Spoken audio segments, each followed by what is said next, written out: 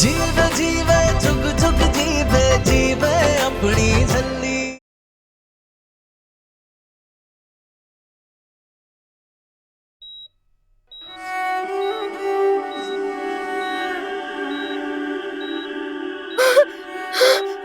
नूर नूर नूर नूर नूर कुछ बोल नूर नूर कुछ बोल। क्या बोला तूने? क्या बोला तूने? तूने तो बोला कुछ बोल दिया।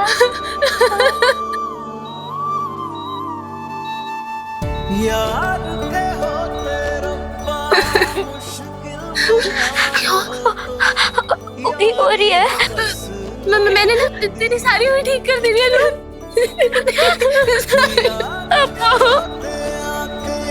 भीग जाए यार दी फिर यार किस काम दी। ले लूं मैं बनावा ये छोटे बेबी का दिल धक धक कर रहा है। मैंने खुद सुना था ये कब बाहर आएगा। अब मैं इससे कब मिलूंगी। नूर तुझे पता है तू झल्ली नहीं है, पर तू अपने झलपन से ना कभी बाज नहीं आएगी। अरे बुद्धू, तेरा भांजा या भांजी अभी तो तेरी अम्मू की टमी में है ना। जब हम ही उससे नहीं मिले तो तू कैसे मिलेगी? हम ना 9 महीने बाद मिलेंगे उससे। क्या हुआ? मास्टर जी कहाँ है? मेरे मास्टर जी बाहर है। जोर से आवाज दे, फिर देख कैसे आते हैं। मास्टर जी!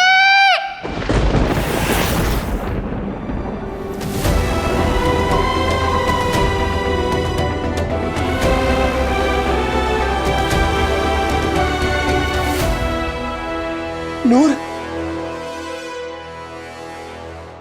नूर जिंदा है।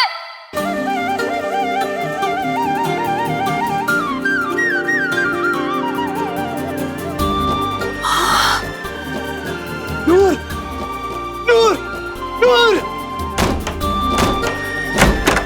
नूर नूर नूर नूर तुम ठीक हो? तेरा लाख लाख शुक्र।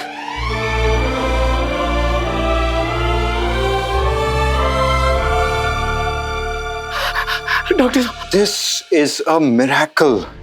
चमत्कार। रब का लख लख शुक्र है।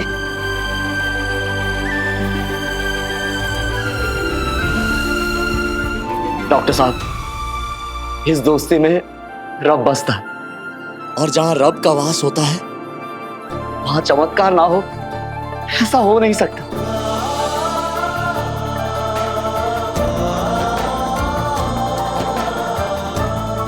सच्ची? तेरा लाख लाख शुक्र है दातिया। एमएस पुत्र, तू सोच भी नहीं सकता ये खबर सुन के मेरे दिल को कितनी खुशी मिली है।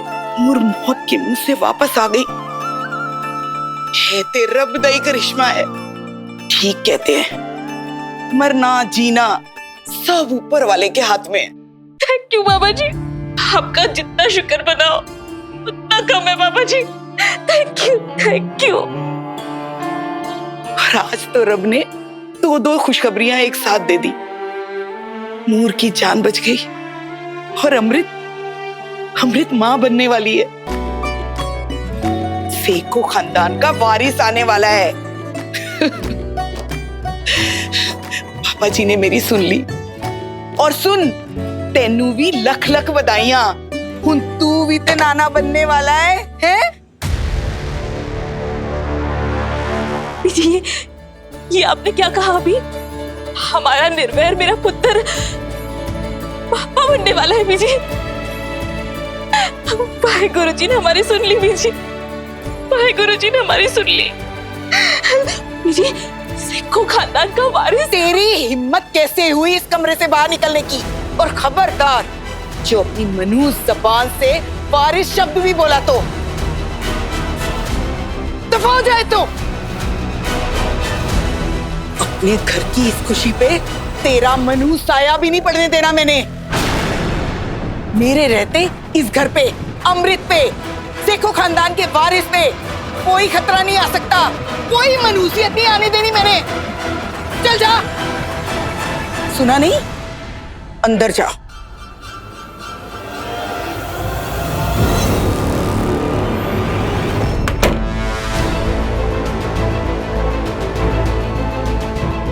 इस बार कुछ गलत नहीं होगा।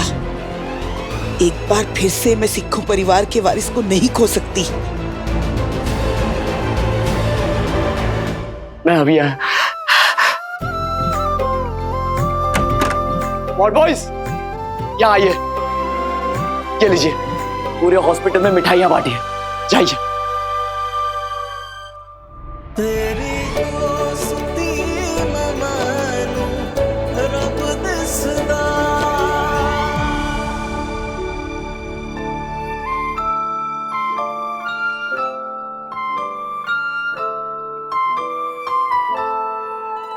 वो जरा ठीक से लगा। ले, उधर तो कुछ लगाया ही नहीं है, उधर भी जाके डेकोरेशन कर।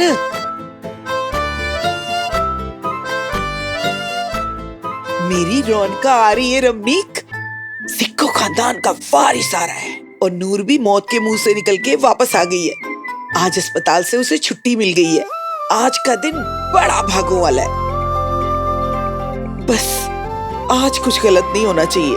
आहो बीजी, तुसी ना फिक्र ना करो, सब चंगा होना है। वैसे बीजी, मैनू ना एक गल समझ नहीं आई। झल्ली 3 दिनों से अस्पताल में थी, अमृत और निर्वैर भी उसी के साथ वहां थे। उन्हें एक बार तो घर आना चाहिए था ना। तू तो अमृत को जानती है ना, झल्ली की जान बसती है उसमें।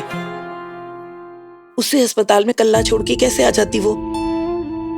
तो मैंने निर्वैर को बोल दिया कि वहीं पे एक डिलेक्स रूम लेके दोनों वहीं रुक जाएं और जब नूर ठीक हो जाएगी तो उसे साथ लेके ही वापस आए। इसी बहाने अमृत के जरूरी चेकअप भी हो गए।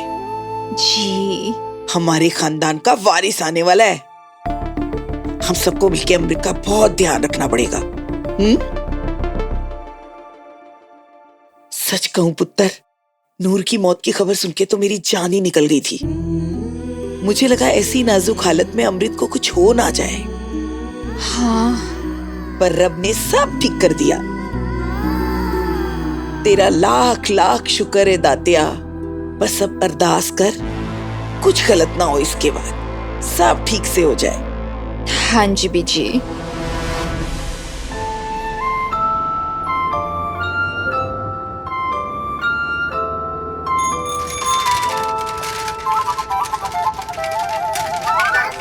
सरदार जी, थोड़ा और स्लो चला लो ताकि पैदल चलने वाले भी हमें ओवरटेक कर लें। सॉरी। साइकिल वाला गया हमें ओवरटेक कर। इतनी स्लो क्यों चला रहे हो? मुझे पता है मास्टर जी स्लो क्यों चला रहे हैं, क्योंकि ना ज्यादा पेट्रोल खर्च ना हो। पता है, मैंने ना अखबार में पढ़ा था कि गाड़ी धीरे चलाओ तो पेट्रोल कम लगेगा, है ना मास्टर जी? इसलिए स्लो चला रहे हो ना? नहीं, वो आगे सड़क खराब है, गड्ढे भी है और ऊपर से तुम दोनों की तबीयत भी थोड़ी, इसीलिए सोचा रिस्क नहीं लेना चाहिए।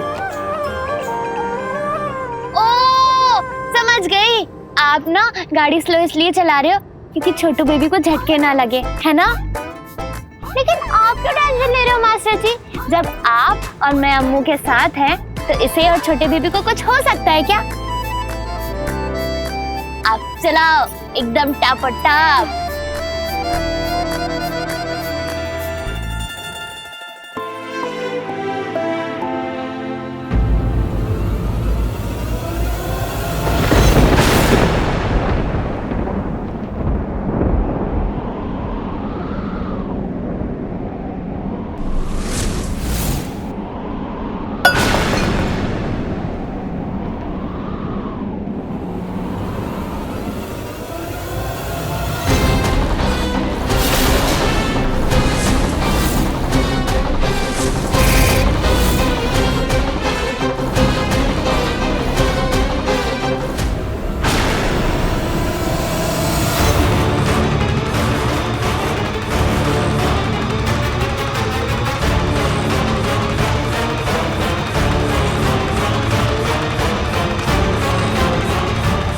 आप?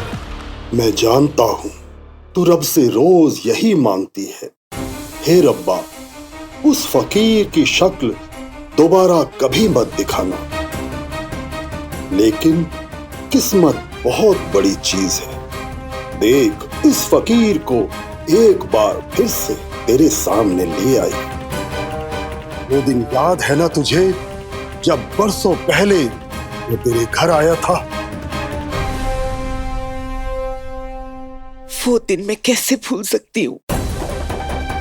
बरसों पहले आप यहाँ आए थे और आपने भविष्यवाणी की थी कि इस खानदान का वारिस दुनिया में आने से पहले ही खत्म हो जाएगा, और हुआ भी वैसा ही। मेरे गुरदीप का पहला बच्चा उस मनहूस औरत की वजह से। मुझे नहीं पता कि वो औरत मनहूस है या नहीं। मैं तो यहाँ अपना फर्ज निभाने आया हूं। तुम्हें चेतावनी देने आया हूं, एक बार फिर वक्त का पहिया घूमने वाला है। इतिहास एक बार फिर से खुद को दोहराने वाला है। मतलब?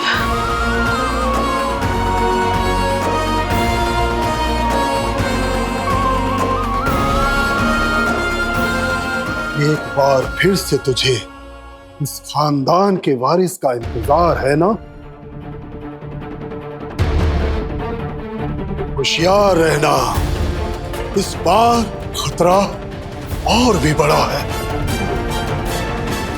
खतरा घूम रहा है तेरी बहू के सर पर। नहीं बाबा जी, ऐसा मत कहिए। कोई तो उपाय होगा, कोई तो तरीका होगा इस खतरे को टालने का। मेरी बहू को खतरा है किससे? कोई अपना, कोई ऐसा जिसे तुम सब बहुत प्यार करते हो, कोई ऐसा जिसके साथ तुम सब अपनापन महसूस करते हो। लेकिन उसी अपने से खतरा है तेरी बहू को और इस खानदान के आने वाले वारिस को। और वही तेरा अपना धीरे धीरे सब खत्म कर देगा, तेरे हर सपने को तोड़ देगा। और ये सब तेरे सामने होगा, तेरी आंखों के सामने। बाबा जी, वो अपना है कौन? ये तो ऊपर वाला जाने। मैं तो बस इसका डाकिया हूं, बस चिट्ठी देने आ जाता हूं।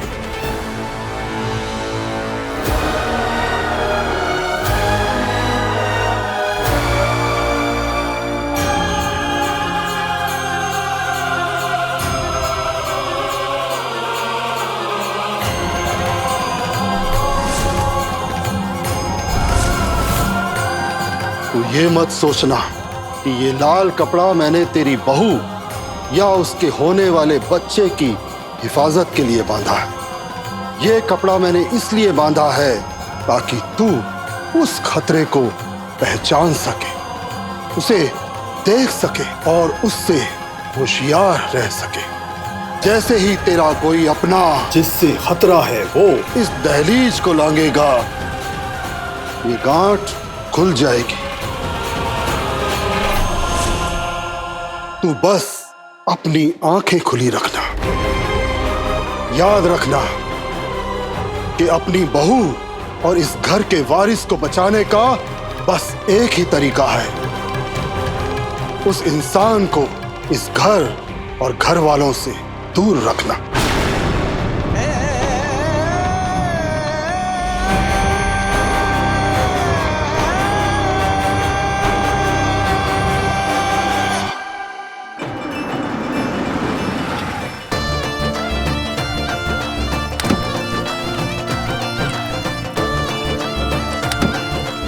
संभाल के। Welcome home. जी किदा टापो टाप।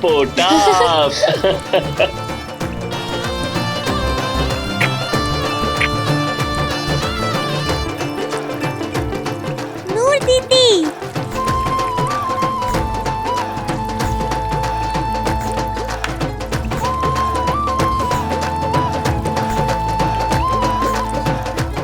पैसे दो। हाँ।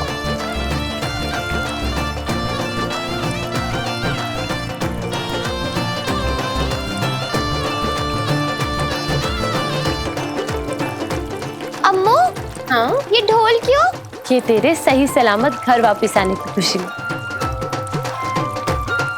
ये तेरा ग्रैंड वेलकम। ले, कर दी ना बच्चों वाली बात। अरे सबसे बड़ा वेलकम तो लड्डू का होगा। तुझे लड्डू खाना है? ओफो बुद्धू, ये वाला लड्डू। तुझे पता है ना मुझे लड्डू कितना पसंद है, तो मैंने छोटू बेबी का नाम लड्डू रख दिया। वाह, क्या नाम रखा है, लड्डू। है ना? ओ बारी बरसी खटन ग्यासी खट के ले आंदा ग्लासी। लड्डू नचेगा ढोल बजाएगी ओदी मासी। नूर, उधर की करते हो? निकालो इसे। इधर आ। तू ठीक है? डांट खानी है? अभी अभी हॉस्पिटल से आई हो, कमजोरी है, और मैडम गले में ढोल लटका के बोलियां पा रही है। अम्मू, लड्डू को मत बताना कि उसकी मासी ढोल बजाते हुए धौड़ से गिरी। मैं जरूर बताऊंगा। चलो अब। बट गाइस, सेलिब्रेशन नहीं रुकनी चाहिए। क्यों? और पाजी लाइए। मैं अरेंजमेंट्स चेक करके आती हूँ। बीजी सवेरे से कल्ले ही लगे हुए हैं। हाँ।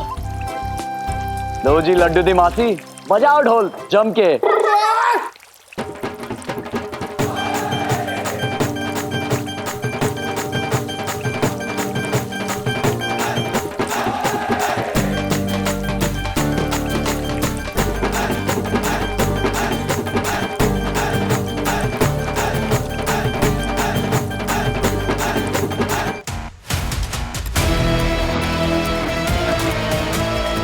नहीं, अपनी मेहनत बेकार तो नहीं जाने दूंगी मैं। नहीं टूटने दूंगी अपना ख्वाब। निर्वैर और अमृत का बच्चा, सिख खानदान का वारिस तो इस दुनिया में आने ही नहीं देना मैंने।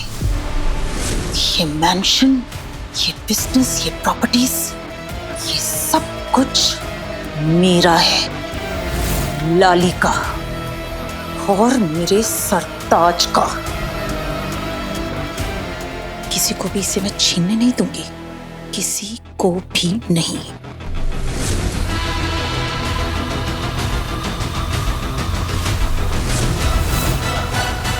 पुत्र, तूने आरती की सारी तैयारी कर ली ना? ये रही ना थाली।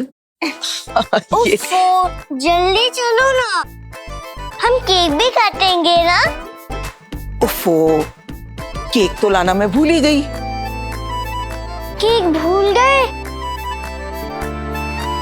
अरे अरे सरताज, ये बच्चे भी ना।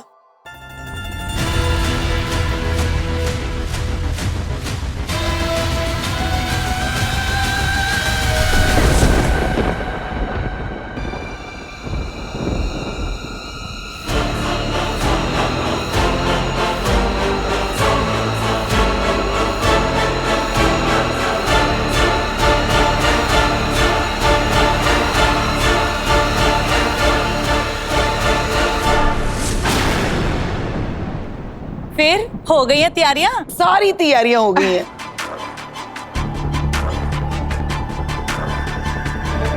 बीजी जी,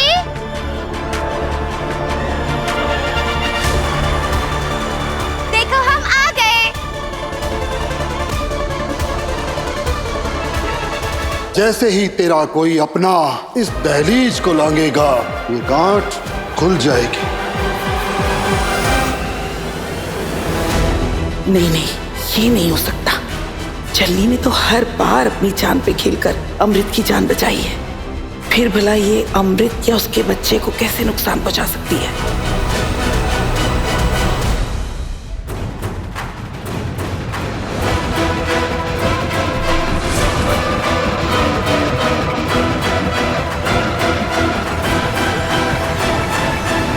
बीजी जी इधर आइए ना।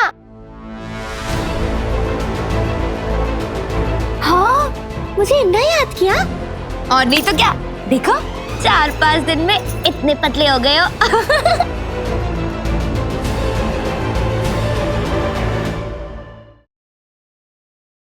तेरे हम पे बड़े एहसान है पुत्र। अगर उस दिन तू अमृत की जान ना बचाती तो। अरे बीजी जी आप भी ना क्या बच्चों वाली बातें कर देते हो। मेरे होते हुए अम्मू को कुछ हो सकता है क्या? नहीं ना। अच्छा चलो अब जल्दी आओ, बाहर अम्मू और मास्टर जी इंतजार कर रहे हैं ना। वो देखो आ गए दोनों।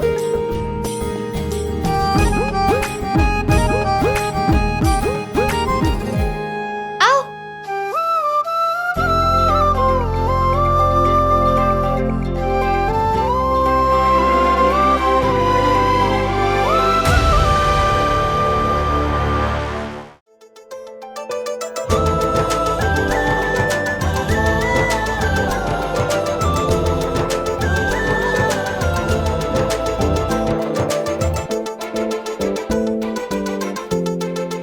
जींदे रहो ते वसदे रहो। रब तुम दोनों की जोड़ी सलामत रखे, तुम्हें हर मुसीबत हर दुख से दूर रखे, तुम्हारी सारी बलाएं मुझे लग जाए।